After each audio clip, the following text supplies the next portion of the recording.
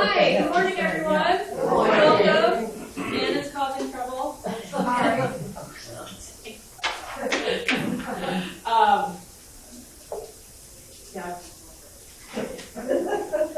Welcome to Monday mornings. I want to thank the Friends for funding the series. I want to remind everyone if you have a device to turn off any notifications. And with that, I want to welcome Iain and Rachel to talk about harmonious diversity, or 6 weeks among the Headhunters of Borneo. Welcome.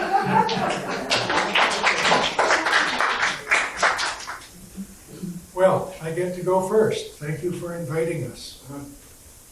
Last winter, Rachel took me to Borneo, specifically the Malaysian state of Sarawak. She has always said, when you go back to most places, they've lost their charm due to development. But Sarawak just keeps getting better every time.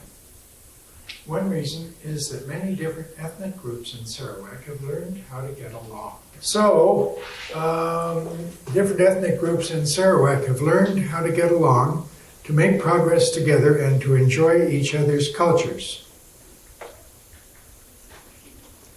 We stayed in the city of Kuching, Sarawak's capital, for 6 weeks. It was hot, but we had a fantastic time. Iain's introduction to the place started out with a big bang.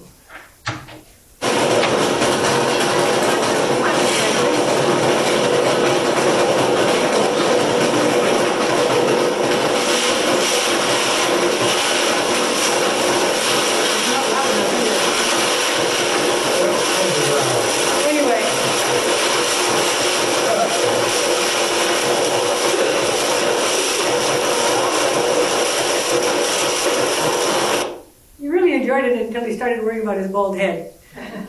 Slowly. We were in the midst of a huge firecracker display, followed by a big procession that involved almost the entire town of Kuching. The parade, winding through the streets of the old city, was in honor of a Tao dynasty's birthday.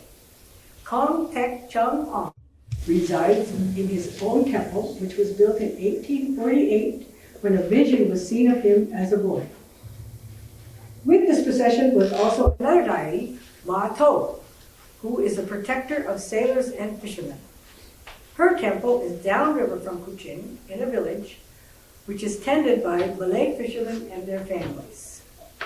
The celebratory parade featured the longest dragon parade ever.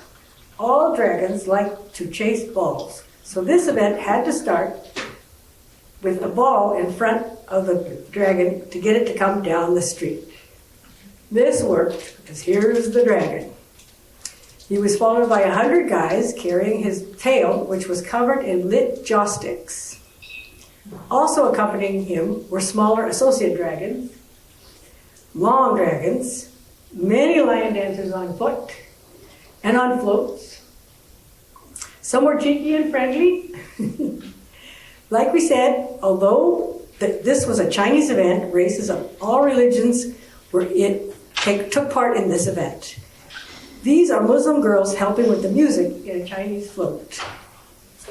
There was also an Indian float with a god and a band. The party went on all night. However, all parties must come to an end. Initially, we were invited to join the procession. But since we had no idea what the event actually was, we found a fabulous guide to tell us all about it. This is Lewis. Now for the geography. But maybe you're a little confused about just where Sarawak is, like most people. Borneo is the third largest island in the planet. Located in Southeast Asia, it is shared between Indonesia, Malaysia, and the tiny Sultanate of Brunei Darussalam. Sarawak is part of East Malaysia, which lies along the northwestern edge of Borneo.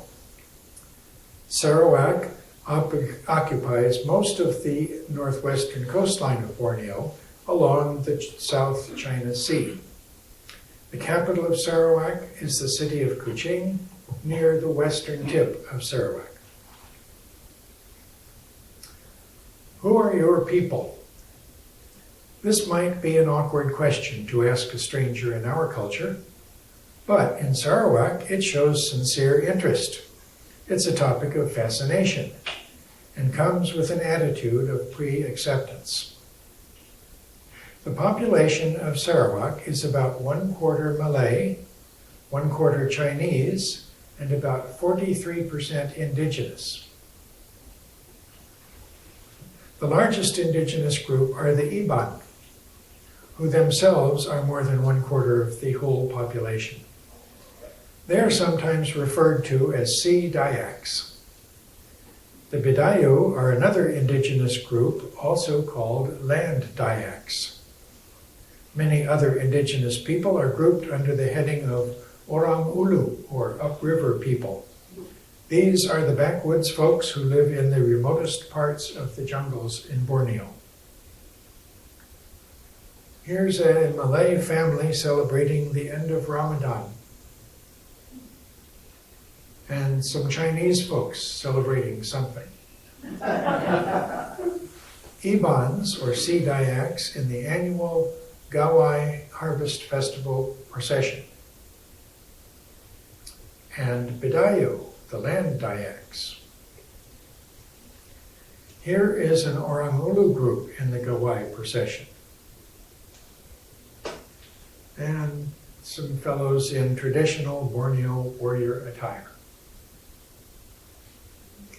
Now, for those of you who might be faint of heart, the next 3 slides are about headhunters. These men are the great-grandsons of headhunters. Headhunting was a common practice among the Dayaks and most of the Orang Ulu. These are not shrunken heads, but full-sized skulls that have been cleaned, dried, perhaps decorated, and treasured over years. Taking a head was traditionally a rite of passage into manhood. Heads were war trophies, but also served to enhance the prestige and spiritual power of the whole village. The practice has died out. It was suppressed by the Brooks in the 1800s and is now illegal and no longer practiced. It was temporarily okay during World War II, as long as the victims were Japanese soldiers. But villages no longer have the resources to care for their heads in the proper, respectful way, and consequently, real, as well as counterfeit, skulls are flooding the auction houses.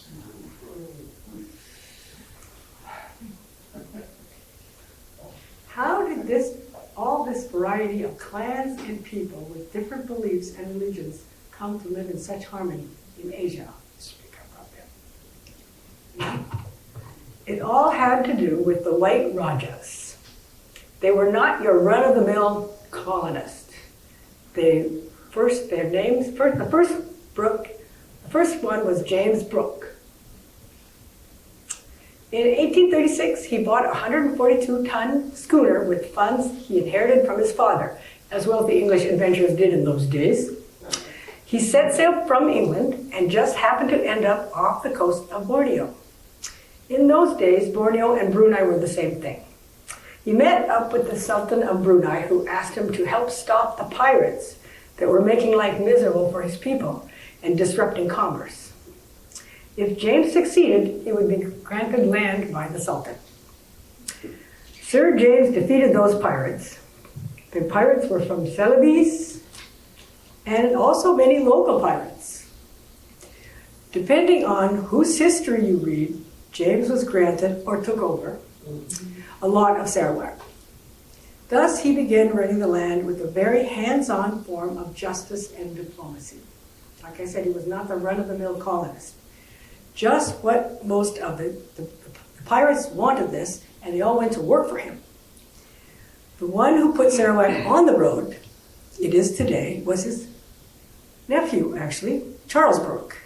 He and his wife, Margaret, worked hard to include all local cultures into their lives and their government. This was not a colonial empire. It was a growing country being developed for the benefit of all inhabitants. There was no racism and no divide and conquer. These are the things that make Sarawak so special. After World War II, Sarawak ended up as a British protectorate. But it has always been internally independent.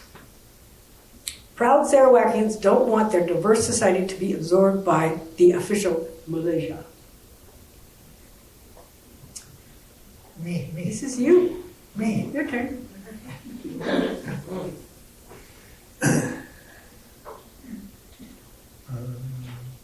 There it is. Okay. Kuching is called the Cat City, partly because the Malay word for cat is kucing. Everywhere you go, you see cat statues and cat references. But it's a bit like Salem the Witch City. The city of Kuching is really named for the longan fruit, which is named mata kucing, or cat's eye in Malay. Nevertheless, the cat theme is a big deal. Rachel helped rescue some stray cats under the auspices of the Positive Vibes Cafe and Cat Rescue Group.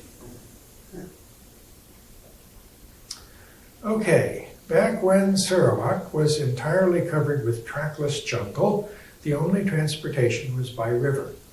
So naturally, Kuching was established along the Sarawak River.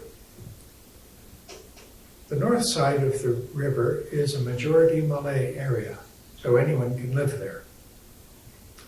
The south side, where we were, is majority Chinese. Again, all ethnic groups live there. We decided to take a river tour to get oriented. First, our boat took us upriver toward the picturesque mountains that surround the whole Kuching area. We passed neighborhoods located on the riverbanks.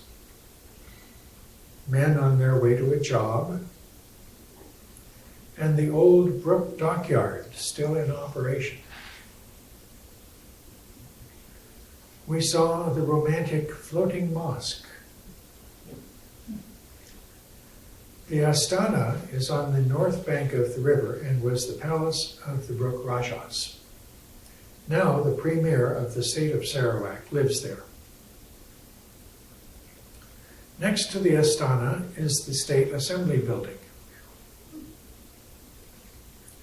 There is a footbridge crossing the Sarawak River. This was good for us because the alternative is river taxis. The traditional boats used as taxis are low and difficult to board and debark from, especially as you get on in years.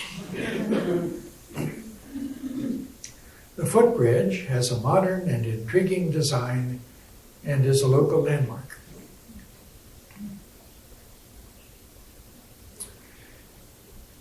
Next to the bridge, in the center of town, is in fact a warning sign.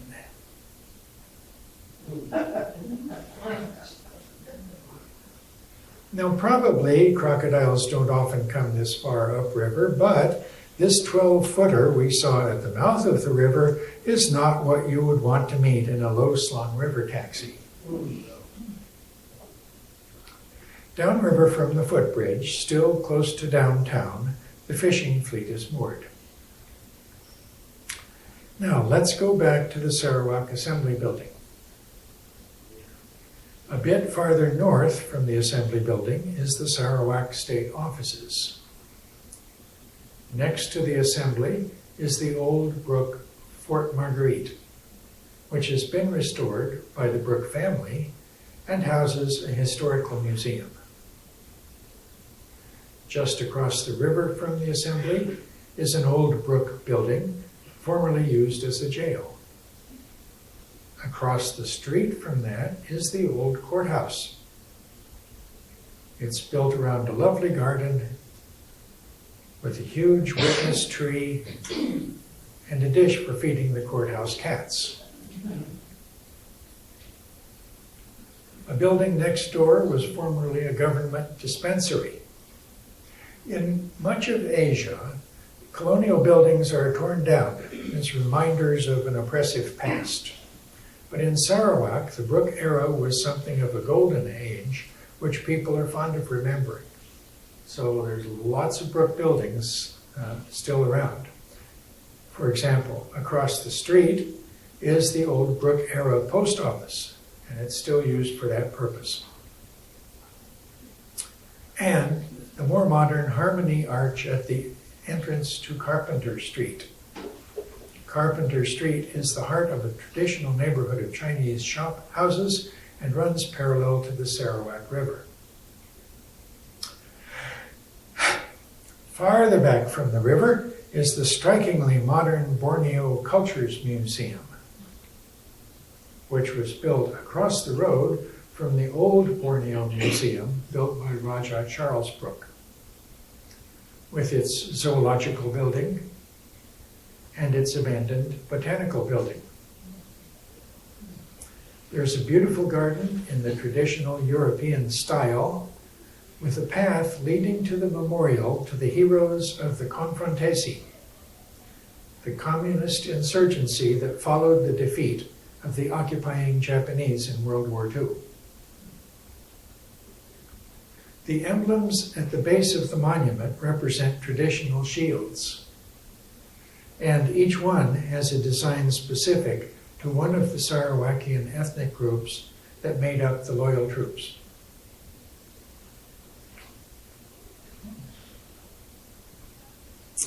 So what do we all eat over there?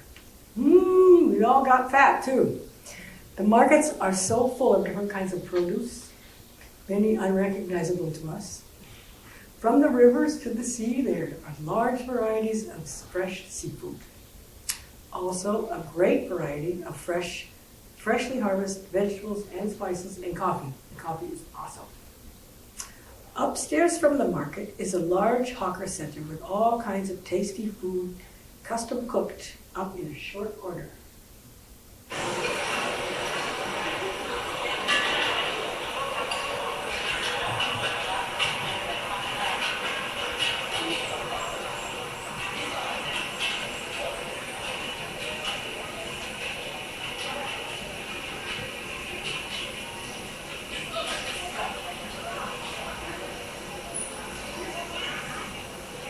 Good fans.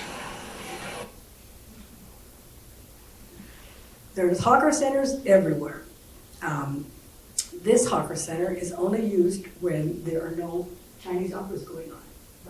It's a great place to eat downtown. Food centers are in every corner and every shopping center. The local language has them in every different language you can imagine is there. And when they actually ask you how you are, they don't say how are you, they say have you eaten. So it's very important. Okay. Oh, this hawker center is in one of the many glitzy, uninteresting malls. But it is air conditioned in there, so sometimes we hung out there. The fried rice is so tasty.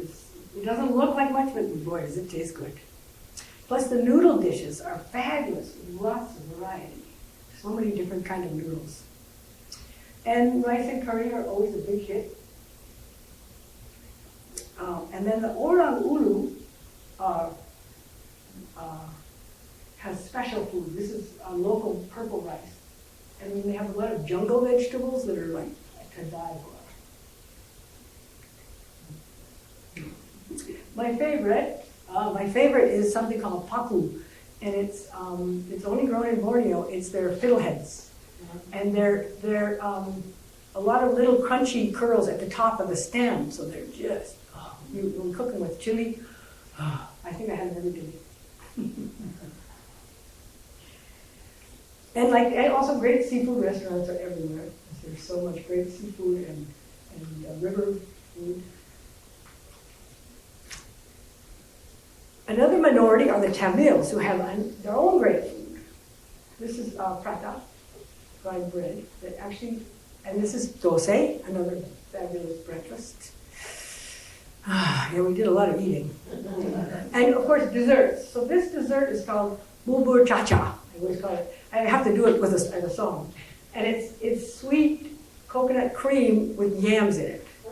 It's really nice, especially with coffee. And these little bananas, you can get them here sometimes, but they're not nearly as good. These little bananas are like candy. And they're even better when you bread them and deep fry them. They're so good. Also with coffee. Yes. Has everybody heard of durian before? Oh, you either love it or you hate it. It's not allowed in many places because of its pungent odor. My friends know that I love it, so when we were there, they got all the different kinds for us to taste, which is very filling. This was after a meal, but we still managed to stuff it all down. Also, before we left, our friends took us out to a jungle dinner in the city. So this is some more jungle food. There's some paku and some local, they call it purple rice. Oh, so good. I'm hungry already. What about a language barrier? Well, Malay and English are official languages in Sarawak. Tamil is common among the Indian Sarawakians. Also, there are many Chinese and indigenous languages spoken. Here's an example showing the same message in Malay, Chinese, English, Jawi, which is Malay written in Arabic letters, and Tamil. Chinese Sarawakians tend to settle in dialect groups that each speak a distinct Chinese language from the area those people originated in. Those languages are all different, but written with the same characters, sort of like European languages. Think about German versus Spanish.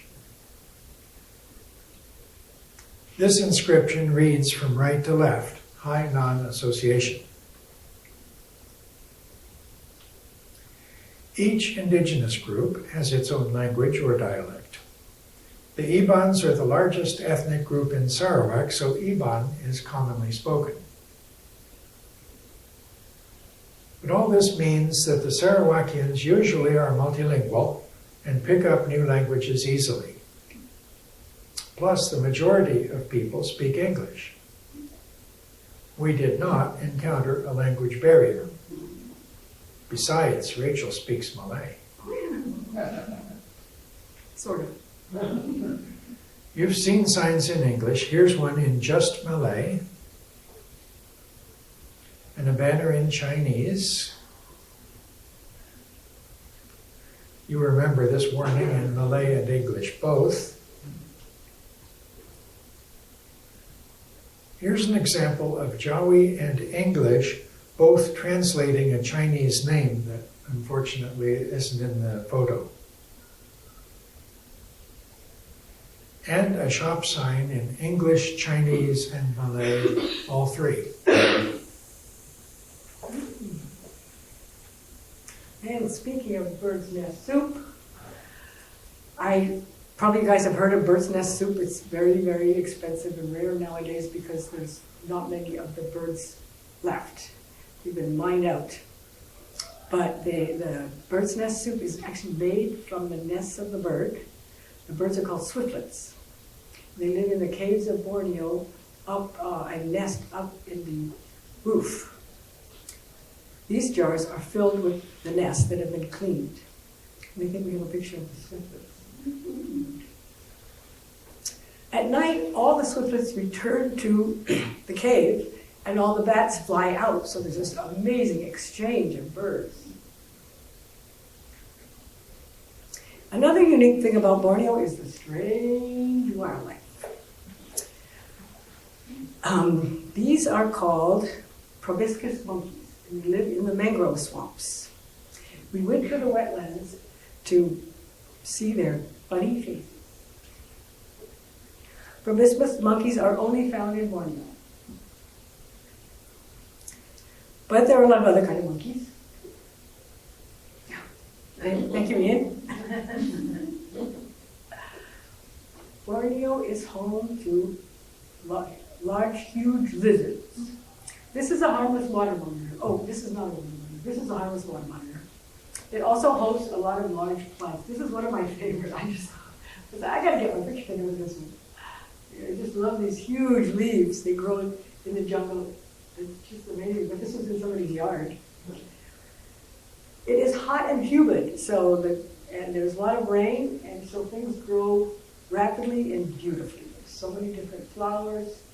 These weren't even gardens. We were just walking around taking pictures of weeds. Sorry, we missed the gardens, but there are flowers everywhere. It's so beautiful. And these particular flowers, they make blue herbal tea with. You just pick them in the wild. And there's a fabulous jungle reserve right in the middle of Kuching that we found. You can walk around. The path is really nice because walking in a jungle can be very treacherous. It can be like root mud. So we really enjoyed this path. And the flowers along the way. The trees get so big. And also in the jungle, you don't see a lot of wildlife because it's really thick. You have to like sit by the river or in an open space somewhere. But this little bird, a mud hen, white-breasted water hen, they're quite common. And this one decided to join us. So cute. Okay. Right. Rachel promised me that if we went to Sarawak, I could see orangutans. We went into the Semengo Wildlife Center, a little ways outside of Kuching, and fulfilled my dream. I am a huge fan of orangutans. The name, orang-utan, by the way, means person of the jungle. Firstly, there are many regulations to make your experience safe, both for the orangutans and yourself. Although they are not quite as large as a large human, they are immensely strong. An agitated male, or probably female, could damage a human severely or mortally. But usually they're very tranquil and shy. The orangutans at Semengo are in rehabilitation. They're being reintroduced to the wildlife in the jungle after being orphaned or captured for pets. At Semengo, the rangers provide food at fixed feeding areas in case the orangutans want to come and partake. We were lucky to visit at a season when wild growing food was not plentiful, so we saw plenty of orangutans. Many of the orphaned and captured orangutan babies are taken when their mothers are killed during forest removal. This slide shows where the forest habitat has been completely removed for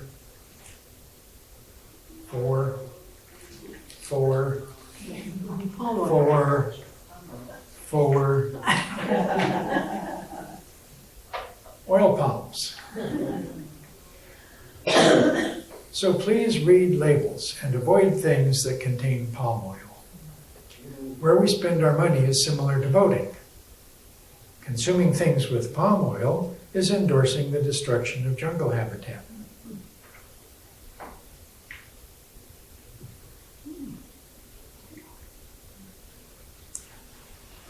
The state bird is great hornbill, and it's only found in Sarawak. There's hornbills in other places in Southeast Asia, but the great hornbill is only found in Sarawak.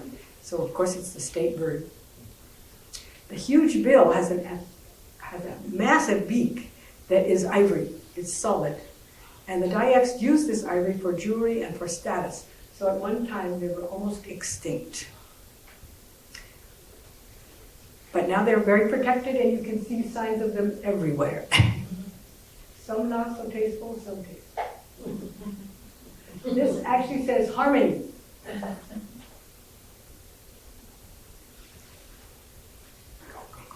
The stick dance? Yeah, We stick dance. would like to conclude this with a traditional stick dance. You see them all over Southeast Asia.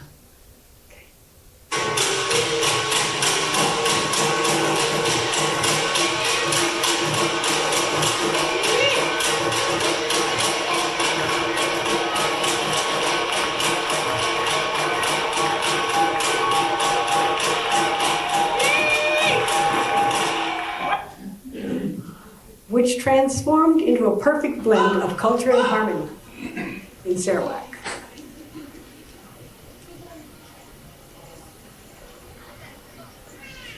You'll never see this anywhere.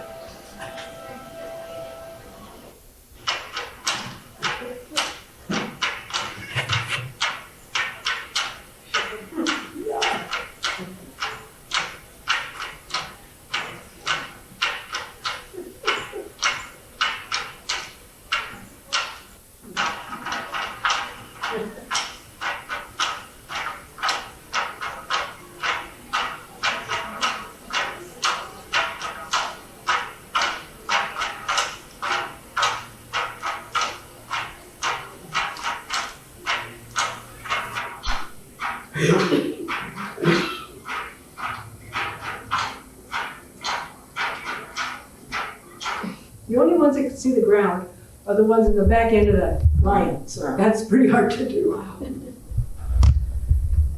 So now, are we? This.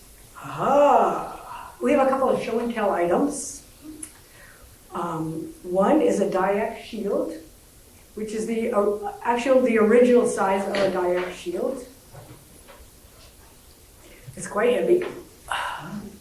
Now they have little teeny ones that are made out of, I don't know, cardboard. But this is a real one. And we talked about hornbills.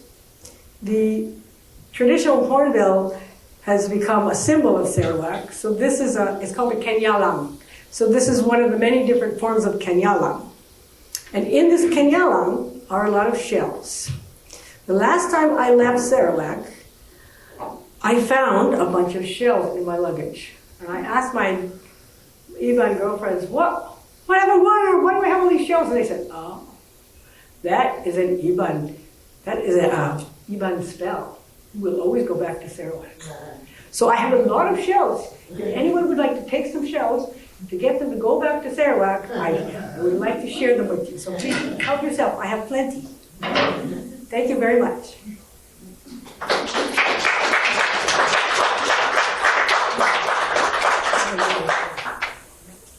Questions? Yes. Would you tell me again what's the shield is for performance? Well, they used to fight. I mean, they were a war. For the war. They actually had big knives and they had blowpipes.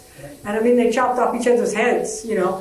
Before the Brooks came, they were very warfare and had slaves. But when the Brooks came, they managed to settle, make peace with all the different tribes because they all had a space and food, and you know, he helped things progress beyond that. Well, and if you chopped off somebody's head, you went to jail, so that helped. But yeah, they or if they were hunting wild boar, there's wild boar, you might need to shield yourself. So if you see them go hunting, sometimes they will take that. And did you first? This is just probably plywood or something. Yeah. Right.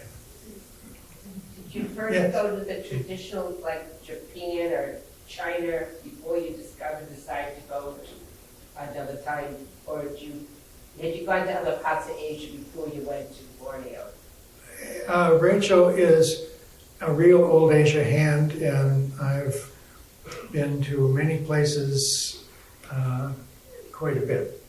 Yeah. So I don't know if there was a first place we went. We just ended up. It seems like I'm the type of person, if I like a place, I want to go back and see more about it instead of going somewhere else. But yes, I've been to Japan every year. So, you know, yes. He could do talk from that. He lived there. Whatever inspired both of you to go to such a place? She inspired me. Why? Well, I had gone, especially Kuching and anywhere around Sarawak, every time I would go back there, it got better. And you know, so many places, when the tourists start going there, they wreck it. You know, they just want to commercialize it and tear out the history. And so many places I'll go back to and I'll be so disappointed. But Sarawak was always very special because they preserved their culture. They kept their unity You know, all the different races, they marry each other, they love each other, they have different religions and languages, and they share them all. It's very special. And I wasn't sure, maybe I'm crazy. So I thought maybe I should bring you in and see if it's true. So we're going to go back. We're going to go spend our winters there. Plus, they have orangutans. Yeah. How much of the architecture is traditional, or is the town mostly modern? You showed that one street, that Carpenter Street, was it? Yes. That was very traditional. Yes. Are there other neighborhoods or areas, or is it mostly modern now? There's a mix. There's a mix. I mean, they have their own local culture, their own local architecture, but they might just incorporate it into a modern building when they build a house. Longhouses, they still build, traditionally they lived in longhouses, and they still build them, but they look a lot different than the old ones on the river on stilts. You know, I think in that respect, it's not a whole lot different from New England. Some things are deliberately preserved, some things are just perfectly functional and people like them so they keep them, and some areas get developed into vast malls or upscale housing developments. Yeah. Yes. Could you tell us about the transportation, cars, buses? The transportation. Aha. Well, a few years back we had COVID, and I think that turned everything on its head. Yeah. Because in Malaysia, right, nobody could go out at all. Yeah, police kept the people in. They could not leave their houses. So it didn't have it as bad as we it did. really wrecked the public transportation Yeah. system. Yeah. If you look in tourist information now, or TripAdvisor or something, they will tell you what buses go where.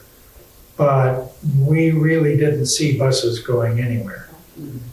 There's one cool all-electric bus that runs to Semengo Wildlife Reserve, and it's absolutely free, totally subsidized. It's wonderful, except that it starts up here in the center of town, and it goes to the wildlife refuge by going back and forth to every mall along the way, because it's the only public transportation. Most people use Grab Car, which is like an Uber, They're very or they expensive. have their own cars. And they're very inexpensive. The Grab cabs are really expensive. And they have built roads everywhere. We used to travel on the river a lot, but in the last 30 years, they've built roads everywhere. When you say it's hot, how hot is it? How hot is it? Well, from 11 to 3, you just should take it easy, stay in the air conditioning, or sit in the shade, and drink a lot of water, and wear very thin cotton clothes. Hot like Florida in the summer. I would say 90 usually, and very humid. But it cools off in the morning and the evening. Goes down to about maybe 70. Yeah? Yeah, I think so. What's the basis of the economy and what is their relationship with the United States? How are those things working? Well, I don't know. Malaysia. They make clothes. Okay. Are they making clothes here in I think in the mainland part of Malaysia. Sarawak exports palm oil. So Way too much palm oil. Yeah. Not too much tin, right? Tin and oil is mostly in Sabah. Yeah. Produce, lots of produce, and seafood. There are fish farms. There are schools, people come in to go to school. The first international economies of Sarawak were pepper, Yeah. just like the rest of Malaysia. And pepper was in the 1500s, 1600s, exceptionally valuable, both as a flavoring and as a preservative. And I guess they still grow pepper, but Even today, not as a huge export. until recently, they were the largest exporter of pepper. There's a lot of farms, we worked a lot on farms, we were born in the city and, in some regional parks. There's a lot of farms, and the pineapple, a very special, very famous, pineapple from Fairlight. And it's like candy, it's not acidic. It's like canned pineapple, only it's fresh. It's very good, and they export that all over the place, although they try to grow it in other places. There's something about the red clay where they grow this fabulous candy out of this clay. So pepper was one thing, and the other traditional big export was antimony. You see pictures in the Arabian Nights kind of stuff with women with great big eyeliner, kohl, Kohl, which is basically powdered antimony. And antimony also has, I'm sure you will want to know this, also has the strange property, like water, that when it changes from a liquid state, in antimony's case molten, to a solid state, in antimony's case solid metal, it expands. So it's really good for casting movable type or pewter or other things where you want a real sharp cast image. Anyway, there was a big export of antimony from mines that were kind of near Sarawak, near Kuching, back in the Dutch colonial times. Even there. Yeah. So until the 1800s. Yeah. I have a question. In some countries that where you're just describing the heat and all that, do they close for siesta? They do what hours, like 12 to 4? I don't think it's 12 to 2. 12 to 2. They don't want to. They still want to get back to everybody. And also they have fans everybody too. If they don't have air conditioning, they have fans. And if you're wearing the right clothes and you're in a fan, you're usually all right. Oh, okay. Yeah. It's only 2 hours though. It's not- Yeah, I don't think they, well, I mean, it depends on the business, obviously. They can close whatever they want, but I haven't found them to be closed that. Well, I mean, the Chinese culture, they work hard. They want to go out I and make money. experienced it, like 40 years ago in Greece. I was ready to go into a bank to exchange some money.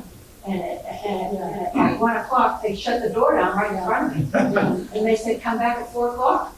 And all the stores closed, so you couldn't spend any money anyway. Well, in the Spanish world, they all have siesta. Hours. So as long as the trick is to get up early. We have to say, early, if you get up early, the tropics are so beautiful. There's wild orchids, all these birds, and we both just retired, and it's really hard for us to get up early. Yeah, we haven't learned to do We're that. gonna do it next year. This winter, we're gonna get up early. Because in the morning, it's just beautiful. Yes. You said you were gonna wait to there, what about the medical facilities? Oh, boy. Great Yeah. medical facilities. Glad you asked. We had some shots to catch up on.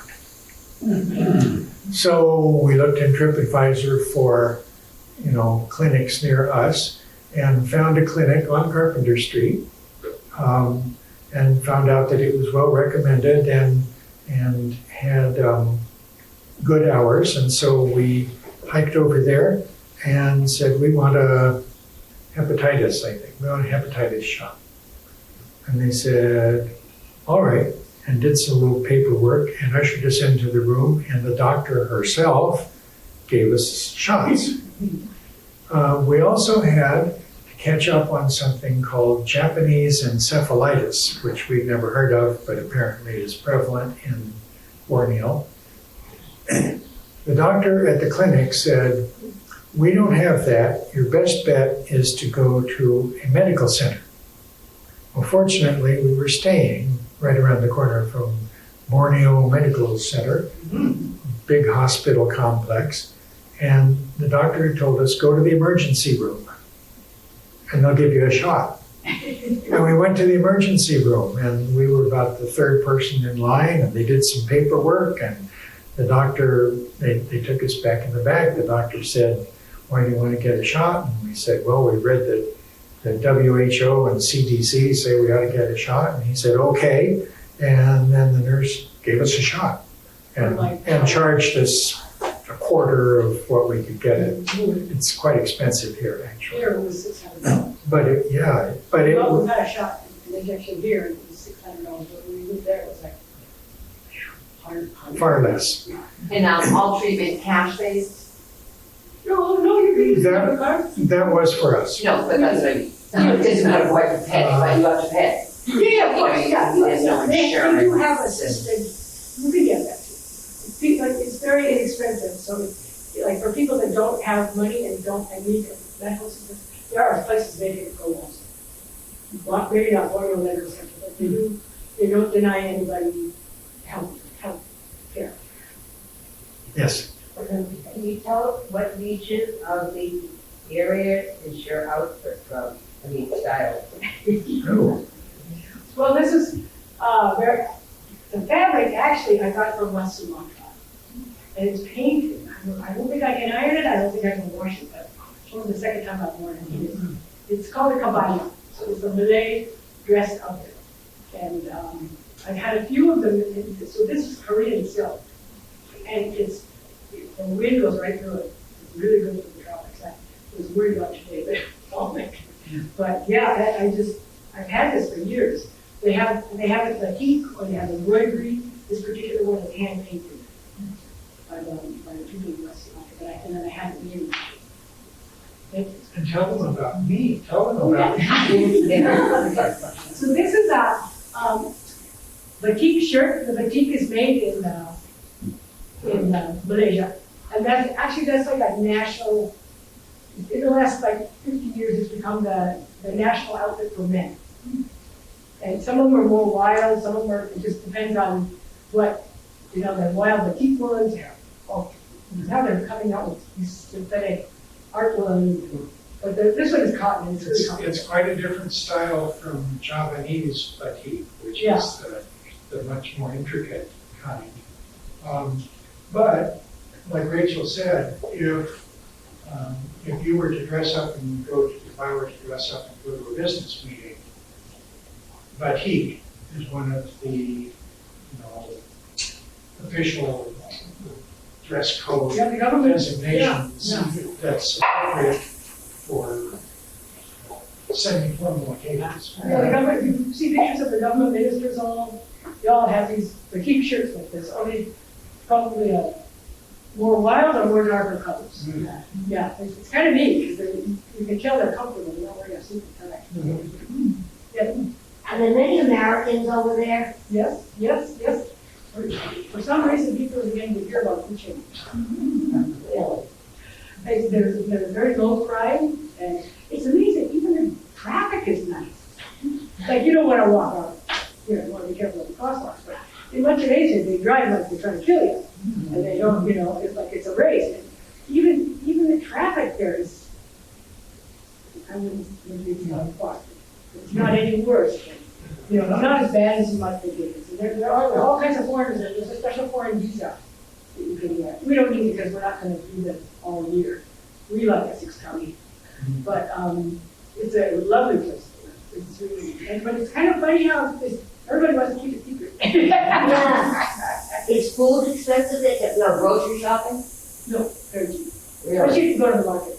There's also supermarkets, cost a little bit more there.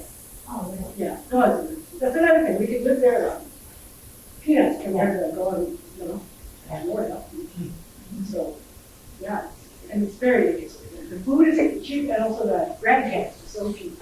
We might drive next time because there's so many places to go where we're falling away. There's so many places to go. What took you there originally? Originally, First time. I accidentally married a Canadian that was in the oil field. And so he was working in the oil field, and I was living in Europe. And At the other end or so. at the other end, yeah. And I just loved it. All the other foreigners I knew who were oil field people all hated it. The people were so fabulous, and then they moved the whole company to this before we became neighbors. And I still try to go back. Actually, I was doing some travel writing for some books and stuff, updating people's chapters on Sarawak, and people are so nice. I can't, and it's all about people anyway, right? I mean, I remember the first time I saw Durian, they used to bring it down the river, and they had a dump truck, and they'd dump it on the library lawn. And I was always going to the library, and my one of little friends, they whisked me away, don't smell, hold your breath. They took me away, and they said, tomorrow, you come to my house. At noon, at a brutal house. And so I didn't smell the outside of the smelly part. The inside, this beautiful costume. It was very thick and heavy and And so they all sat on the floor, and I sat on the couch, and we had it on the coffee table. And I just inhaled this stuff. Ever since then, I loved Durian, because it was fresh from the jungle, and just the outside smells sort of like pee, I guess. It smells awful. The outside. But yeah, that's right, it didn't. But the inside, so they wanted to see this white person eat the durian, and so they made me a durian addict. So the people Yeah, the question about the food, not being a native, is it safe for you to eat from the vendors there? Well, yeah, you can see what they're doing and see how clean they are. They have government inspections. Yeah, they're like that's why the hawker stalls are so open, because you can see, and they have permits, and they're inspecting. And when I lived there, I got these cookbooks that you had to know what language the guy selling the item spoke. Because if he was Tamil, he wouldn't know what it was in Chinese. So I had like 4 words for each item to learn how to, because I didn't know what anything was. It was so interesting, but especially being new to a place and having people be so nice. And then, for example, if you go to Mexico, you're not supposed to drink the water. No, we don't drink the water. We drink bottled water, or we, in the hotels, they always have a filter. Yeah, it doesn't get that. What type of living accommodations did you have for yourselves while you were there? Yeah, we stayed in 2 different places. And the first place was not satisfactory. And the second place was more expensive comparatively,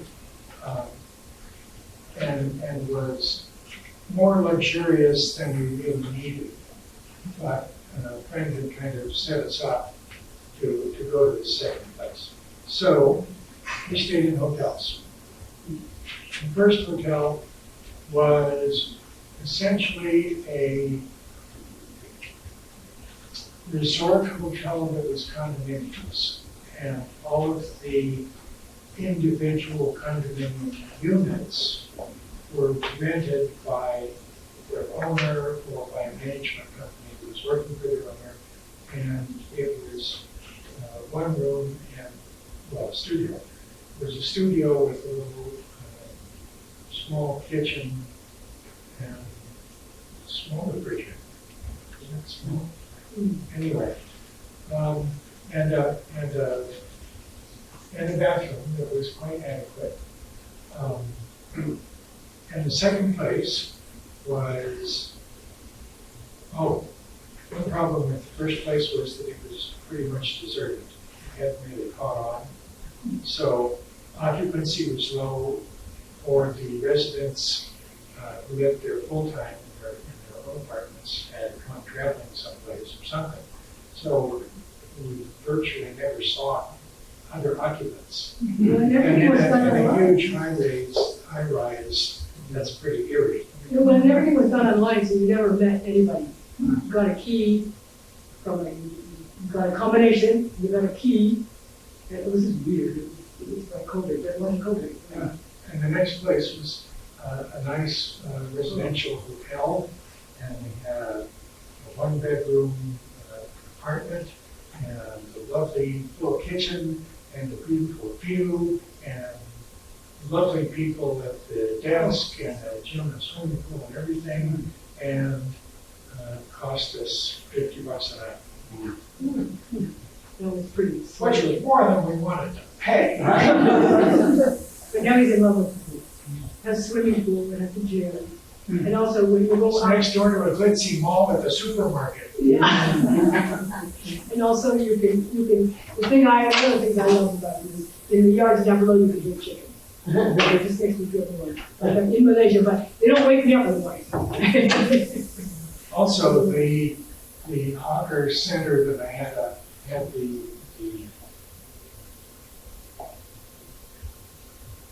panorama of. Yeah. Is about 2 blocks away. We somehow did not discover that until our last month. Even though you could see it from the window, but we didn't know what we were looking at. Yeah, But that was very nice. The open air markets are the best. What a coffee, oof, one of the best coffees, we bought some. You spoke of encephalitis. Were the mosquitoes bad at night, were the bugs all day, or the bats took care of it? There's more bugs here. There's more bugs here? Yeah. But we try not to get big bugs, just try to get It along. wasn't really an issue in the city. In the jungle park that's in the city, but is a real jungly reserve. There's more bug spray. But I just spent quite a bit of time previously in the jungle. I put on a farm in Ipswich, they have lots more bugs. In the jungle, they have the 2 kinds of biting flies. On the marsh, they have like 10. So, I think we're about out of time. okay, well, thank you so much for coming. Thank you.